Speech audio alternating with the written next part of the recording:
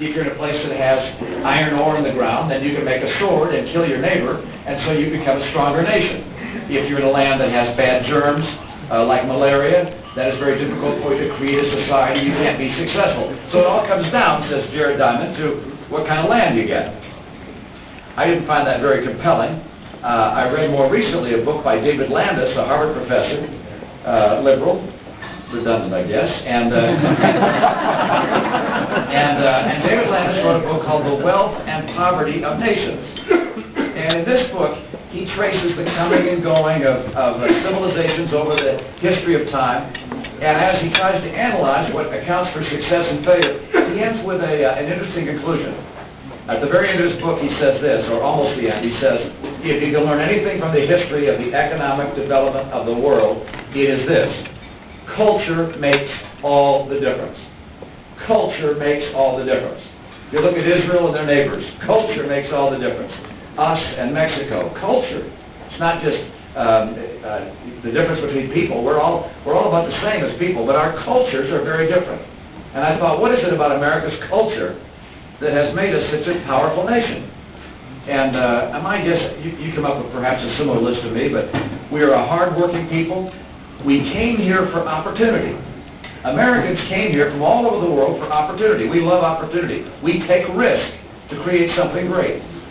Americans are family-oriented. We love our kids. We'll sacrifice for our kids. We're also a people who believe in God. We believe in something bigger than ourselves. Americans are patriotic. We love our country. We will sacrifice for our country. It's an extraordinary thing, the American culture. And so as we've competed with other nations around the world, we've passed them in large measure because of the culture and the heart and the passion of the American people. Now today we face some real challenges. Global jihad that want to cause our collapse, the death of America and Americans, and actually the death of all civilizations, replacing them with a religious caliphate. We face tough competition now, coming from places like China and India. We face domestic problems that are extraordinary. We spend too much money.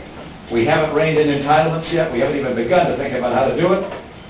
We use way too much foreign oil. Think about this. We send now over $1 billion a day to countries outside our own to buy their oil. $1 billion a day. It's killing our economy. It's terrible for our foreign policy. And it's probably heating the planet to use that much energy. And then we have other domestic problems, our health care problems, our education, the lack of if you will, the security of our borders. And so you take those things together, it's almost a perfect storm. This is, I was once, and you know the name, I was with Neil Maxwell when I was here for the Olympics, and I sat in his living room. He was not a person just for chit-chat. He looked at me and he said, "What do you believe, Mitt, were the great inflection points in American history?" and I, you know, it's like, what do you say? He knows that, you know, he's going to, now found out I'm not real smart. And I said, "I don't know what you mean." "What do you mean, the great inflection points in American history?" He said, "Well, you'll find, if you study American history, that there have been points where everything shifts course, where the culture changes, where the nature of competition in enterprise changes, where even military strategies change." And I said, well, I guess one of those times would be the revolutionary time, when we threw off Great Britain. And he remarked, well, more important than that was the fact that we changed the relationship between the citizen and the state. Prior to the Declaration of Independence, the state was the sovereign, and the citizen was the servant. There was the divine right of kings, remember that from high school, you know, and he said, what we did with the Declaration is flip that. We said God gave to the individual certain inalienable rights. And from that point forward, in this nation, the citizen became the sovereign, and the state became the servant. And that has made all the difference in America's history. Because we brought people from all over the world that wanted to be in a place where the citizen had freedom, and where the citizen was the sovereign. And we talked about the next inflection point, the Civil War, the turn of the century from the 1800s to the 1900s. We went from an agricultural society with small towns and villages to an industrial society with cities and assembly lines, and a culture changed, the nature of warfare changed. And so, as we talked about those things, I recognized what he was really getting at, and that was that we're going through one of those points right now.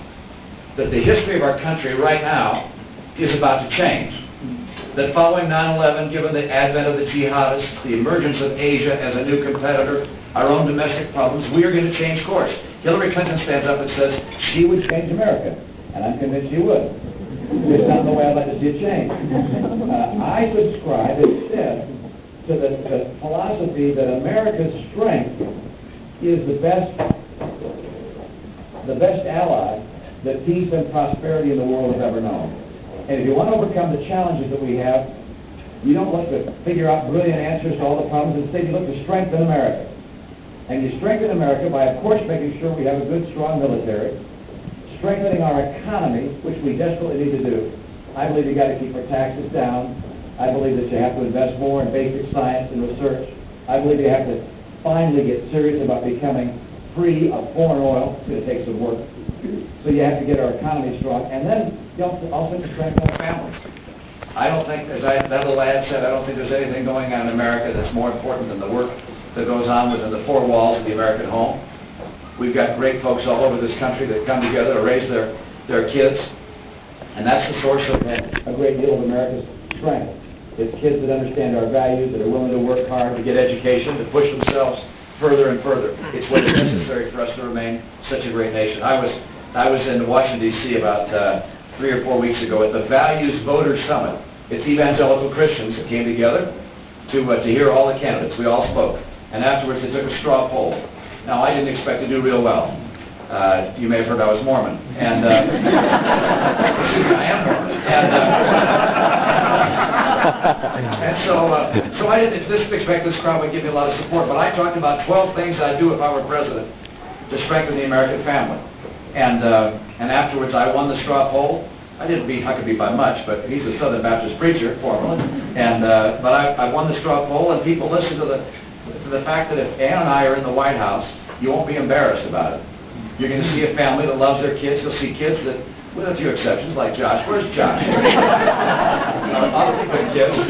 Hey, Josh, come on out here. So people can say, hi, here's Josh, and there's Owen. Where's three kids back there? You're wrestling 3 kids back there. Josh has been, I have to tell you another, just a family story. Talk about a great mom who raised great kids. Don't leave. He's just turning around and leaving again. But Josh, he was at the announcement in Iowa of my campaign in February. We announced I'm officially running for president. And he'd been talking to his mom about maybe buying a Winnebago and going around. Ann got the microphone at the announcement and said, and our son Josh has agreed to visit every county in Iowa. And Josh would have looked at her because Josh knew how many counties there are in Iowa. 99 counties in Iowa. And so over the summer, he bought a Winnebago on eBay. He took the 3 kids and his wife and drove through all 99 counties of Iowa. And thank you, Josh.